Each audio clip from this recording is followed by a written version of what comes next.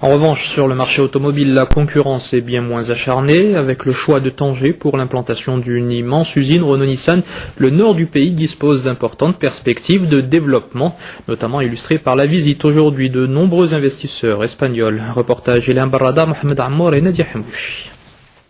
Elle peut paraître anodine, mais cette réunion des firmes espagnoles à Tanger est probablement décisive. Il y va de la future relation entre ces professionnels du secteur automobile et Renault-Nissan. L'entretien se déroule directement avec le directeur des achats du groupe français venu spécialement de Paris. Près de 80% des acquisitions de l'équipementier se font en Europe. C'est une belle opportunité pour les voisins ibériques. Nous allons travailler dans ce sens, comme je vous le disais, pour essayer de convaincre les décideurs de la société que nous représentons, afin effectivement de s'installer au Maroc, puisque l'opportunité semble très intéressante. Nous allons nous installer sur la Tanger Free Zone. La parcelle est déjà identifiée et acquise. Notre implantation se fera progressivement. Quant à l'investissement sur place, il est de l'ordre de 60 millions d'euros.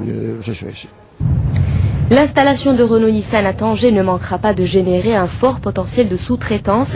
D'autres rencontres sectorielles sont prévues par la section régionale de la CGEM. Courant mars ou début avril, on considère qu'on devrait sûrement faire une réunion sur le tracé de ferroviaire qui va se faire du nouveau port Tanger-Metz jusqu'à la ville et de là vers Casablanca, parce que ça va intéresser les transporteurs, toute la logistique. Renault-Nissan investira à terme près d'1 milliard d'euros à Tanger. 200 000 véhicules seront fabriqués annuellement au démarrage de l'usine en 2010. Et en 2013, la production devrait atteindre les 400 000 unités par an.